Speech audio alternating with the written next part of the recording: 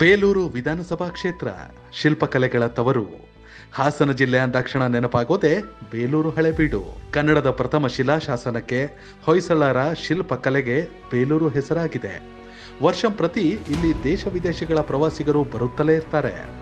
ಬೇಲೂರು ಸ್ವಲ್ಪ ಬಯಲು ಸೀಮೆ, ಸ್ವಲ್ಪ ಮಲೆನಾಡನ್ನ ಹೊಂದಿದೆ. ತಾಲೂಕಿನಲ್ಲಿ ಯಗಚಿ ನದಿ ಹರಿಯಲಿದ್ದು ಜಲಾಶಯವಿದೆ.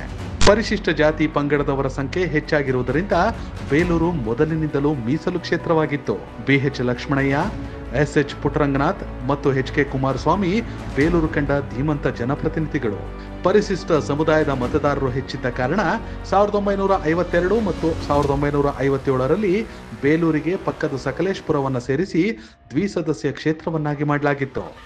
1962ರಲ್ಲಿ ಸ್ವತಂತ್ರ ಮೀಸಲು ಕ್ಷೇತ್ರವನ್ನಾಗಿ ಮಾಡಲಾಗಿದೆ. 2008ರಲ್ಲಿ ದೇವೇಗೌಡರ ಕೃಪೆಯಿಂದ ಬೇಲೂರು ಸಾಮಾನ್ಯ ಕ್ಷೇತ್ರವಾಗಿ ಬದಲಾಯಿತು. ಬೇಲೂರು ವಿಧಾನಸಭಾ ಕ್ಷೇತ್ರದಲ್ಲಿ 8 ಬಾರಿ ಕಾಂಗ್ರೆಸ್, 6 ಬಾರಿ ಜನತಾ ಪಕ್ಷ, 2 ಬಾರಿ ಬಿಜೆಪಿ ಗೆದ್ದಿದೆ. ಲಿಂಗಾಯತರು ಮತ್ತು ಪರಿಶಿಷ್ಟ ಜಾತಿ ಪಂಗಡದವರೇ ಬಹುಸಂಖ್ಯಾತರಿರುವ ಬೇಲೂರು ಕ್ಷೇತ್ರ ಸ್ಥಳೀಯರಿಗಿಂತ ಹೊರಗಿನವರು, ಅಕ್ಕಪಕ್ಕದ ತಾಲೂಕಿನ ವಲಸಿಗರಿಗೆ ಹೆಚ್ಚಾಗಿ ಮಣೆ ಹಾಕಿದ್ದು ವಿಶೇಷ. ಆದರೆ 2023ರ ವಿಧಾನಸಭಾ ಚುನಾವಣೆಯಲ್ಲಿ ಬಿಜೆಪಿಯಿಂದ ಸ್ಪರ್ಧಿಸಿದ್ದ HK ಸುರೇಶ್ ಇಲ್ಲಿನ ನೂತನ ಶಾಸಕರಾಗಿದ್ದಾರೆ. ಹಾಗಾದ್ರೆ ಬೇಲೂರಿನ ಅಭಿವೃದ್ಧಿಗೆ ಶಾಸಕರಾದ ಸುರೇಶ್ ಅವರ ಸಂಕಲ್ಪ ಏನು, ಇಲ್ಲಿನ ಮತದಾರರ ನಿರೀಕ್ಷೆ ಏನು ಅನ್ನೋದನ್ನ ನೋಡೋಣ ಕನೆಕ್ಟ್ ಕರ್ನಾಟಕ ಅರ್ಪಿಸುವ MLA ರಿಪೋರ್ಟ್ ಕಾರ್ಡ್ನ ಈ ಎಪಿಸೋಡ್ನಲ್ಲಿ.